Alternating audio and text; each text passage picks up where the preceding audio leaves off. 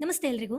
Supreme court ಇತ್ತೀಚೆಗೆ ಒಂದು ತೀರ್ಪು ಕೊಟ್ಟಿತ್ತು. ಅದೇನಂದ್ರೆ LLB ಪದವೀಧರರು ಸಿವಿಲ್ ಜಡ್ಜ್ ಎಕ್ಸಾಮ್ ಬರೆಯೋಕೆ 3 ವರ್ಷ ಕಡ್ಡಾಯವಾಗಿ ವಕೀಲ ವೃತ್ತಿ ಮಾಡಿರಬೇಕು ಅಂತ. ಈ ತೀರ್ಪನ್ನ ಅಪೋಸ್ ಮಾಡಿ advocate Chandrasen Yadav supreme court ಅಲ್ಲಿ ಪ್ರಶ್ನೆ ಮಾಡ್ತಾರೆ. ಹೊಸದಾಗಿ ಪದವಿ ಮುಗಿಸಿರುವ ನಮಗೆ ನ್ಯಾಯಾಧೀಶರಾಗುವ ಹಕ್ಕಿಲ್ಲವೇ?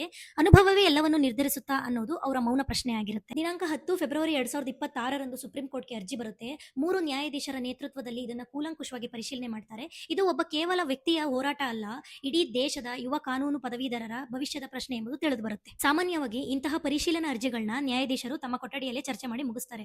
ಆದ್ರೆ ಈ ವಿಷಯಕ್ಕೆ ಇಂಪಾರ್ಟೆನ್ಸ್ ಕೊಟ್ಟು ಮುಕ್ತ ನ್ಯಾಯಾಲಯ ಅಂದ್ರೆ ಓಪನ್ ಕೋರ್ಟ್ ಎಲ್ಲರ ಸಮ್ಮುಖದಲ್ಲಿ ವಿಚಾರಣೆ ಮಾಡೋಣ ಎಂದು ಘೋಷಿಸಿದ್ದಾರೆ. ಸೊ ಕೋರ್ಟ್ ಈ ಪ್ರಕರಣಕ್ಕೆ ಸಂಬಂಧಿಸಿದಂತೆ ಕೇಂದ್ರ ಸರ್ಕಾರಕ್ಕೆ ನೋಟಿಸ್ ಜಾರಿ ಮಾಡಿದೆ. ಫೆಬ್ರವರಿ 26, 2026ರಂದು ಅಂತಿಮ ವಿಚಾರಣೆಗೆ ದಿನಾಂಕ ನಿಗದಿಪಡಿಸಿದೆ. ಈ ಪ್ರಕರಣಕ್ಕೆ ಸಂಬಂಧಿಸಿದಂತೆ ಇತರ ಪ್ರಕರಣಗಳನ್ನು ಚರ್ಚೆ ಮಾಡಲಾಗುತ್ತದೆ. ಫೆಬ್ರವರಿ 26ರಂದು ಬರುವ ತೀರ್ಪಿಗೆ ಇಡೀ ಕಾನೂನು ಲೋಕ ಕಾಯ್ತಾ ಇದೆ. ಈ ಪ್ರಕರಣಕ್ಕೆ ಸಂಬಂಧಿಸಿದಂತೆ ನಿಮ್ಮ ಒಪಿನಿಯನ್ ಕಮೆಂಟ್ ಬಾಕ್ಸ್ ಅಲ್ಲಿ ಶೇರ್ ಮಾಡಿ. ಮತ್ತಷ್ಟು ಅಪ್ಡೇಟ್ಸ್ಗಳಿಗಾಗಿ ವೈವಿಲೋ ಪೇಜ್ ಅನ್ನು ಫಾಲೋ ಮಾಡಿ. ಧನ್ಯವಾದಗಳು.